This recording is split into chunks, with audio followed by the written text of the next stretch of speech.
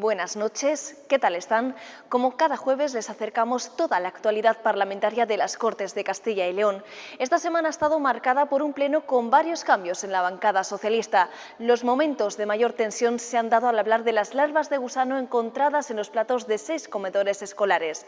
Enseguida se lo contamos con profundidad, pero antes damos paso a los titulares. El empleo, la educación o la privatización de AENA son algunos temas que han aterrizado en el pleno de esta semana. En él se estrenaba la nueva portavoz socialista en las Cortes, Ana Redondo, y Ana Sánchez ocupaba el sitio de vicepresidenta segunda de la mesa. Estos son algunos cambios que les mostraremos.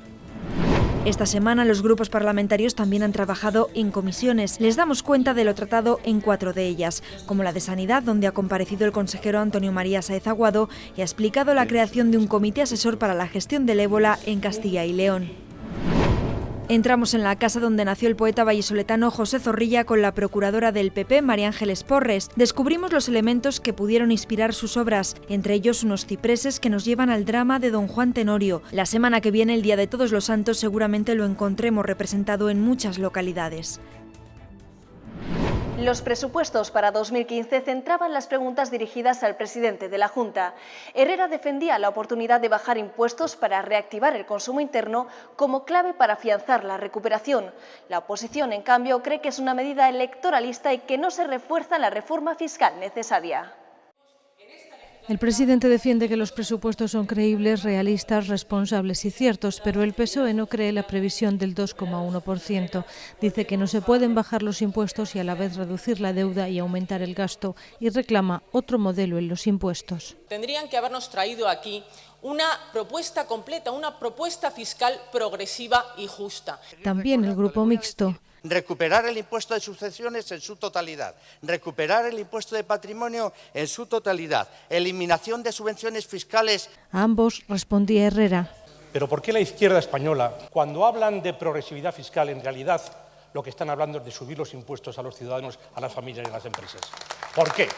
Niega el presidente que las cuentas sean electoralistas y defiende la bajada de impuestos para incentivar el consumo. Ningún tipo de problema. En vísperas electorales, no nos llamaron entonces ustedes electoralistas, en hacer descender el presupuesto de la comunidad en términos del 5%, cuando estábamos en una situación socioeconómica muy diferente, otras comunidades no hicieron lo mismo. Ahora sí podemos, ahora sí debemos. Tendremos en 2017 100 millones de euros menos para sanidad, educación y servicios sociales, señoría. Pero claro, ya no tendremos unas elecciones a la vista. Nuestro modelo es racional, es progresivo y, por cierto, lo es también desde el punto de vista de los gastos, porque acumula la mayor parte de los recursos en las políticas sociales. El PSOE presentará una enmienda para que se active el plan de convergencia interior porque la previsión de crecimiento supera el 2%.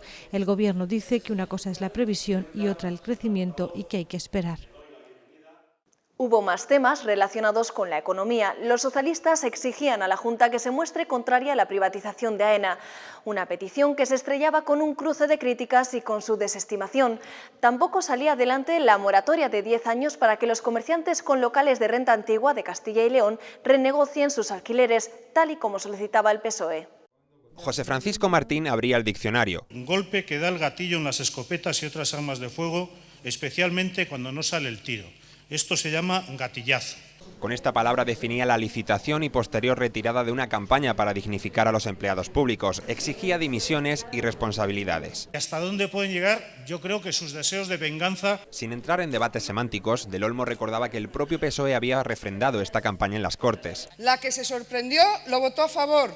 Y usted también, señor Martín, y todos los de su grupo parlamentario. ¡Qué lástima, qué lástima! De otro cruce de preguntas y respuestas salía el anuncio del consejero de Economía de que ya se ha llegado a un acuerdo para desbloquear los incentivos a la contratación. A los jóvenes en la garantía juvenil va a ir a los desempleados que derivan en su desempleo de la expediente de regulación de empleo en situación de crisis empresarial y va a ir a una parte también del sector del comercio. Un erial abandonado es para el Grupo Mixto el macropolígono Canal de Castilla de Valladolid, después de que la Junta lo proyectara en 2005. Un saco sin fondo donde se van los recursos públicos y se han ido durante estos años por la vía del ADE. La obra importante está bajo tierra, todos los colectores. Usted solo dice que no lo percibe cuando pasa por la carretera. Villanueva además anunciaba que la ADE incluye una partida de 27 millones de euros en 2015 para seguir construyendo en esta zona.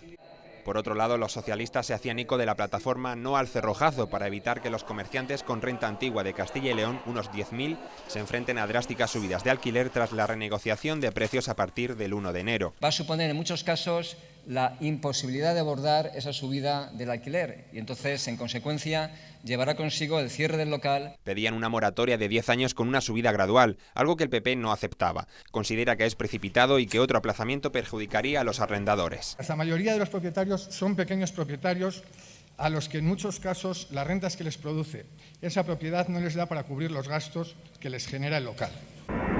El debate continuaba a bordo de la privatización de AENA. El PSOE exigía a la Junta que se mostrara en contra. Cree que afectaría la supervivencia de los aeropuertos de la comunidad. PP lo rebatía afirmando que esta privatización empezó en tiempos de Zapatero y que fue apoyada en el Congreso por 2 socialistas de Castilla y León. Lo último en lo que se pusieron de acuerdo el señor Tudanca y el señor Villarrubia fue precisamente en privatizar el 49% de AENA. Estas 2 proposiciones socialistas, apoyadas por el Grupo Mixto, finalmente no salían adelante. El consejero de Educación ha dado detalles de la triple investigación abierta después de que se encontraran larvas de gusano en 6 comedores escolares. Ya desde su escaño, este martes avanzaba parte de los datos que ponían de manifiesto que la empresa Serunión no realizó una gestión adecuada. La auditoría externa avanza que el origen del problema puede ser que la pasta de la sopa haya estado almacenada excesivo tiempo en verano. También determina que Serunión no está realizando una correcta gestión de la alerta acontecida el día 29, el 25, el 9, el 14. El PSOE solicitó que rescinda el contrato a Serunión y que se realicen de inmediato inspecciones en todos los comedores de Castilla y León. Ustedes están ganando tiempo para intentar minimizar las consecuencias sobre esa empresa.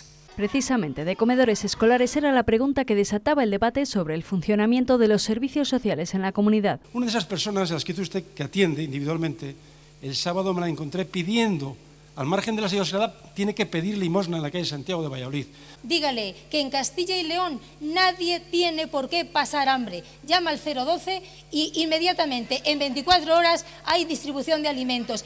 De sanidad pública también se ha discutido en este pleno, aunque de forma más general y pensando ya en toda la legislatura. Iniciamos la legislatura con 3.452 millones de euros y terminamos con un recorte acumulado que supera los 600. Castilla y León es la comunidad que menos ha reducido el gasto en personal de las 17 comunidades autónomas.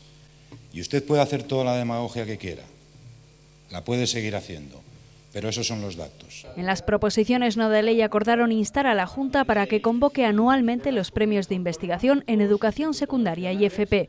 Aprobación unánime, a pesar de que el PSOE puso de manifiesto la intranscendencia de la propuesta. Nos preguntamos, ¿apoyo para qué?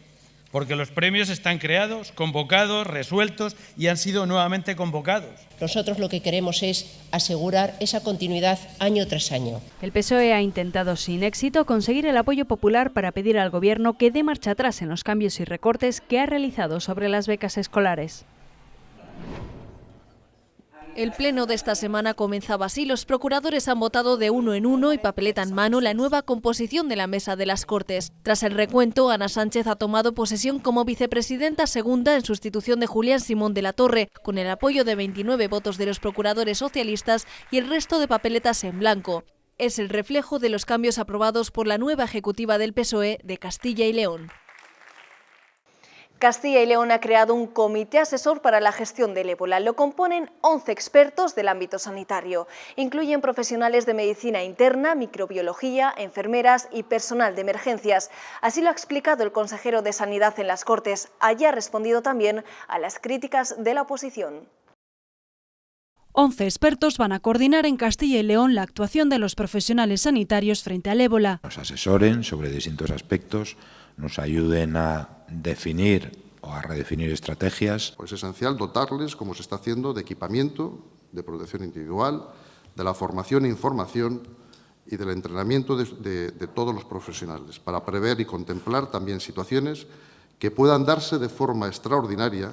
A la oposición le preocupa la formación de los trabajadores. Si tenemos en cuenta que la retirada de esos trajes tiene que estar dirigida y supervisada por otra persona que dicta verbalmente cada paso y cada gesto. Lo que dice la portavoz del Grupo Socialista es cierto, no basta con ver cómo alguien se pone o se quita el traje. No basta con ponérselo y sobre todo quitárselo 1 o 2 veces, eso hay que entrenarlo más y en eso estamos. Pero matiza, no hay que formar a los 36.000 empleados de SACIL, solo a los que están en primera línea, a los encargados de tratar directamente con el virus. Para el grupo mixto es innecesario que haya 4 hospitales de referencia. Hacer especial hincapié en uno de ellos para que la ciudadanía le quede claro que no estamos publicitando 4. Inicialmente hemos definido 4 centros de referencia. En función de cómo evolucionen las cosas, vamos a ir viendo si es lo más oportuno. Sanidad tampoco descarta más actualizaciones del protocolo. Se trabaja sobre la marcha y eso no significa que se esté haciendo mal. Se debe al desconocimiento del virus. La actividad de las corporaciones locales centraba en las 2 propuestas socialistas que llegaban a la Comisión de Presidencia. El PSOE está satisfecho con la ley de Picas que regula ingresos fijos anuales para diputaciones y ayuntamientos, pero pedían una mayor inversión para los consistorios con menos de 1.000 habitantes. Más respaldo económico para los ayuntamientos con menos de 1.000 habitantes es lo que ha solicitado el PSOE, apoyándose en el caso del consistorio de Candelario, en Salamanca. Constatan que esa bajada de la población de 1.000, en el efecto conjunto también de la cooperación sectorial, significa una pérdida aproximadamente del 10% en las transferencias. Eso solo tiene una consecuencia, que es la pérdida de calidad de los servicios que se prestan. Por un caso concreto al que usted alude, no es un caso que se pueda extrapolar al conjunto de la generalidad de los municipios de Castilla y León. Mire, y le digo que eso no es así de cierto, en función de la base legal que determina la financiación local. Un mero protocolo ha sido para los socialistas las reuniones entre el delegado territorial de Valladolid y los alcaldes de la provincia. Según han apuntado, solo se ha realizado el 5% de las demandas de estos ayuntamientos. Una actividad de propaganda en el cual se hacen reuniones, se trasciende a los medios de comunicación, pero ahí queda. El Partido Popular ha defendido a Pablo Trillo. Felicitar al delegado territorial. Y ha asegurado que está trasladando satisfactoriamente estas peticiones a los órganos competentes con una dedicación que afirma va más allá del imperativo legal. Su despacho y su teléfono están abiertamente en disposición de quien quiera utilizarlo. La Comisión de Presidencia además ha dado el visto bueno al principio de subsidiariedad de 2 reglamentos europeos. Pretenden homologar los criterios de autorización y control de los medicamentos en toda la Unión y diferenciar los protocolos seguidos en los tratamientos veterinarios y los de uso humano. Se mascaba la tensión en la Comisión de Fomento. Los partidos mayoritarios caían en un bucle de itumas en las diferentes proposiciones allí debatidas. Sí que se respiraba más concordia entre el PP y PSOE a la hora de pedir al Gobierno de Rajoy que se dé prisa para solucionar el problema de tráfico que existe en la travesía de San Rafael en Segovia. Es la única proposición que salía adelante.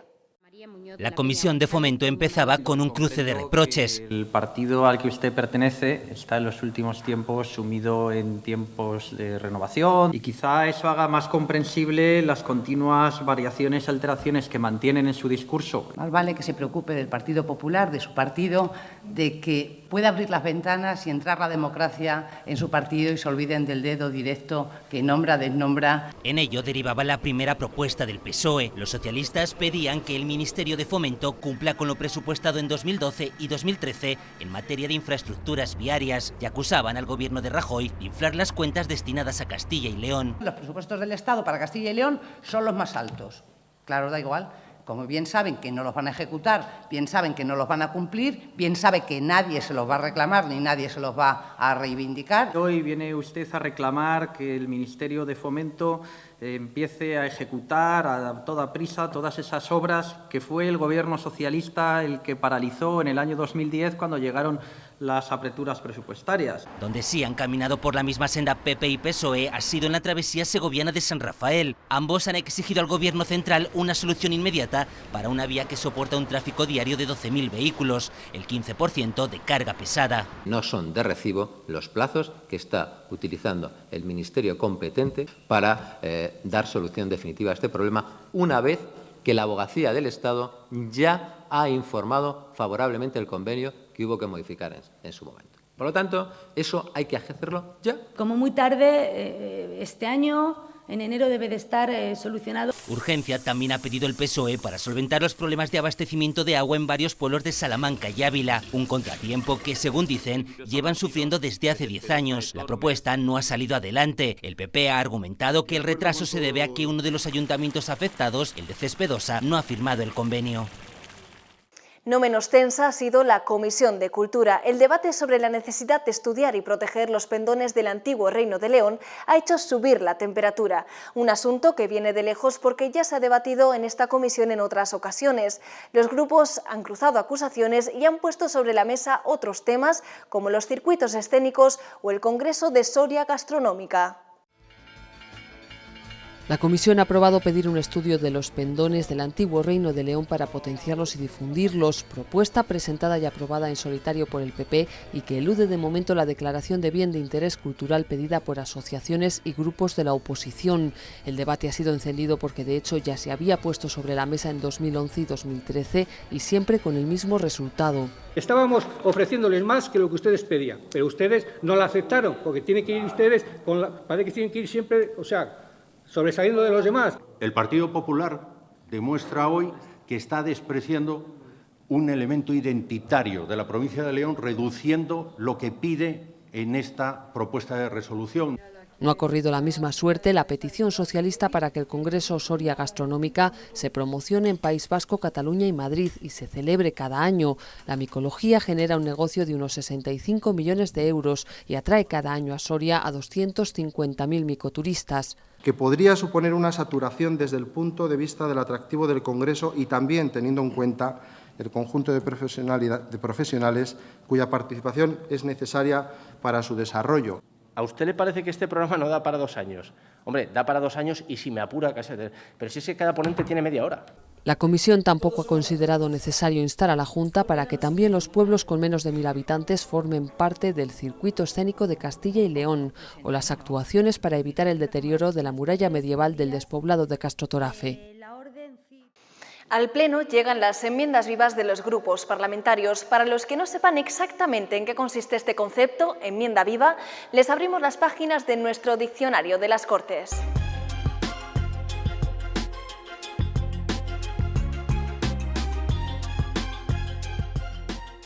Bien, teniendo en cuenta que una enmienda es una propuesta de modificación a un texto, una enmienda viva es aquella que permanece para su debate, votación, aprobación o denegación durante el Pleno, porque no ha sido aprobada en comisión ni ha sido retirada por el enmendante.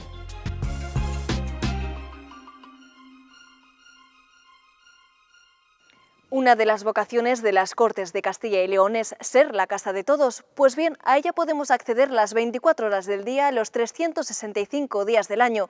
¿Cómo? A través de la página web del Parlamento Abierto. Nos permite, por ejemplo, participar en los plenos o conocer la información de cada procurador al instante. La imagen que presenta el hemiciclo un día de pleno se ha trasladado aquí a la web. Es el portal del Parlamento Abierto que las Cortes ha habilitado para estar más cerca del ciudadano y presentarse ante la sociedad. Solo hace falta colocar el cursor en un escaño para saber quién se sienta en él, de dónde procede o cómo contactar con el procurador o procuradora. En azul los componentes del PP, en rojo los socialistas y en naranja los 2 miembros del grupo mixto, colores que también nos ayudan a tener una visión más general de la composición del Parlamento por provincias. Con una simple mirada esta lista nos da toda la información, pero si quieren ir más al detalle se puede pinchar en el mapa de Castilla y León y conocer, por ejemplo, cuántos procuradores tiene Soria, el currículum del popular Jesús Ángel Peregrina o las comisiones en las que participa la socialista Esther Pérez. Al detalle también la composición de las comisiones, presidente, vicepresidente, portavoces y todo al instante. Así sucedió en febrero. El nombramiento de María Emilia Villanueva como directora provincial de Educación por León obligó a nombrar nueva portavoz de la comisión. Y ese cambio, al momento, estaba aquí reflejado. Parte importante del Parlamento 2.0 son las redes sociales. Con más de 2.000 seguidores en Twitter y 217 me gustas en Facebook, las Cortes informan de todo lo que aquí sucede, los plenos celebrados, las visitas institucionales o las exposiciones organizadas. Y, por supuesto, abre la puerta para que el usuario deje escritas sus opiniones y sugerencias. En los últimos años, todos los actores implicados en la lucha contra la violencia de género han sumado esfuerzos para llevar a cabo sus objetivos, pero todavía queda mucho por hacer. La presidenta de las Cortes, María Josefa García Cirac, ha participado en unas jornadas de reflexión con motivo de los 25 años de la Asociación Beatriz de Suabia. Los expertos allí reunidos han concluido que el acceso a los recursos existentes por parte de las víctimas es una asignatura pendiente. Esta semana, en el marco de la Semincisa, se ha proyectado el documental 24, producido por la Fundación Villalar. Su autor, Eduardo Margareto, ha estado arropado por las Cortes y la Junta de Castilla y León. En 20 minutos de imágenes se condensan a través de historias cotidianas los sentimientos y emociones que se viven en Castilla y León. El documental comienza con un amanecer en la vertiente leonesa de los Picos de Europa y acaba con las luminarias de San Bartolomé de Pinares en Ávila. La próxima proyección será en Medina del Campo. Es un cúmulo de sentimientos el que vemos a través de este documental de Eduardo Margareto. Creo que es magnífico, que disfrutamos mucho con nuestras gentes, con nuestros momentos mágicos, con nuestros paisajes, con nuestras costumbres. Este reportaje es Castilla y León y creo que es importante que todos podamos disfrutarlo. Ya se acerca el Día de Todos los Santos y en muchas localidades se representa el drama romántico de Don Juan Tenorio. Pues bien, hemos acudido a la casa donde nació su autor, José Zorrilla. De la mano de la Procuradora Popular, María Ángeles Porres, contemplamos los elementos que pudieron inspirar al poeta y descubrimos los misterios que se esconden entre sus paredes. Es nuestro Rincones de la semana.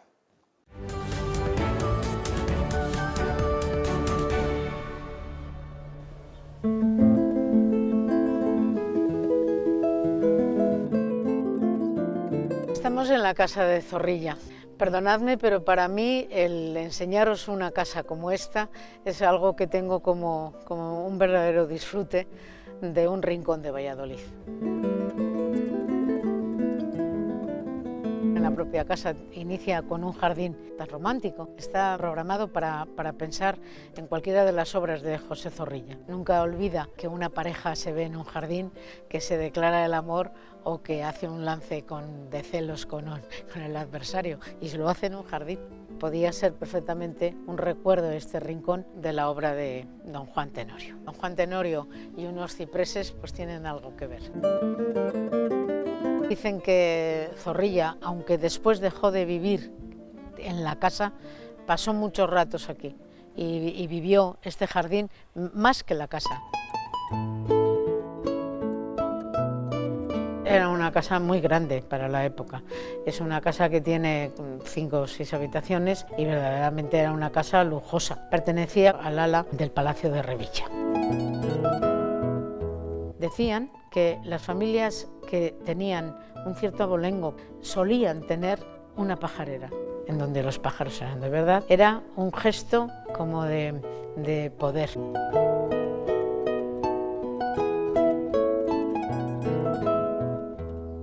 Esta es la habitación de Zorrilla.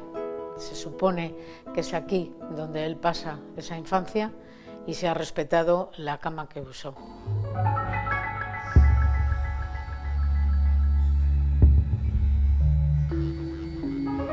Dicen que siendo pequeño Zorrilla hay una salita donde dice que sin haberla conocido a su abuela Nicolasa, Zorrilla habla con ella. A esa abuela Nicolasa se le ha llamado el fantasma de la casa. Cuando una persona célebre se moría, eran capaces de hacer en escayola una máscara, y esa máscara, esa que está expuesta al público, es la cara de Zorrilla. Se respetó totalmente los rasgos de él. Esta sala, la sala de música, podían estar reunidos la gente de la cultura seguramente, porque se ha respetado los instrumentos musicales, hay un piano de la época. Os agradezco muchísimo el que me hayáis dejado elegir el sitio. Yo animo a la gente, animo y la invito a que se acerque a esta casa para que vea que la programación que tiene pensada es la adecuada.